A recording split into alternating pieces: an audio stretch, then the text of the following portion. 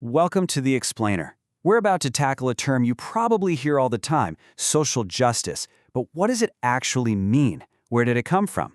Well, today, we're going to go back to the source. We're using a key text from the tradition of Catholic social teaching to trace the roots of this idea and figure out what it was really meant to accomplish.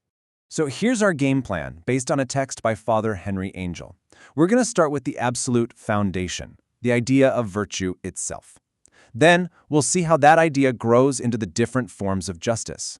After that, we'll get into the really interesting question of why this new term social justice was even needed in the first place, what it actually asks of us, and how it all points toward this big goal called the common good.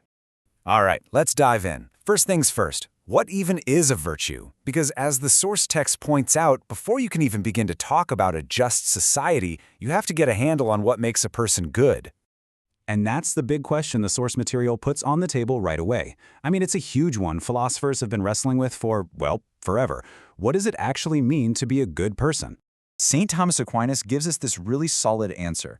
For him, a virtue isn't just, doing a good deed once in a while. It's a settled disposition. It's a habit that's so deeply ingrained in you that you're just inclined to do the right thing.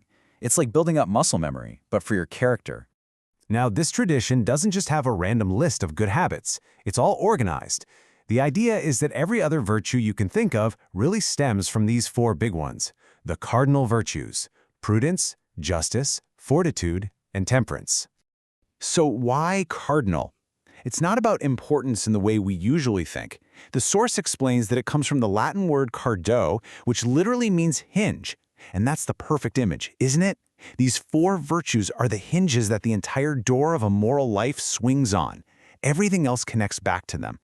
Okay, so let's swing that door open and focus on one of those hinges in particular: justice. The subtitle here says it all. It's about rendering to each his due. The classic definition is just so clean and simple. Justice is the virtue that gets our will in the habit of giving everyone what they are owed. It's all about creating balance, fairness, and setting relationships right. But that leads to the obvious next question.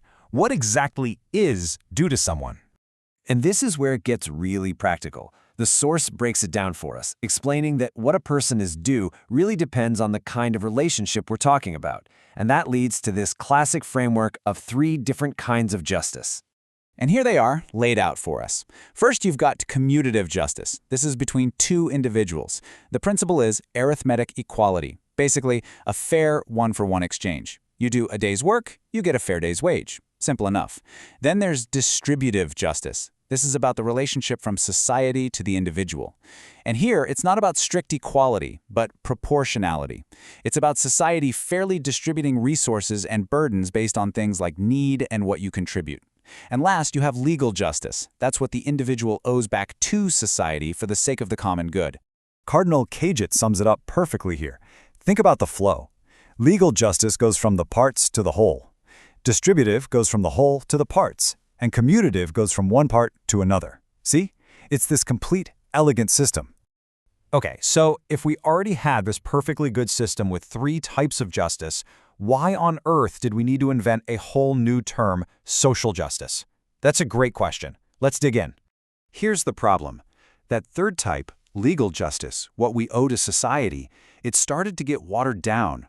Over time, people started thinking it just meant obeying the law, whatever the law happened to be.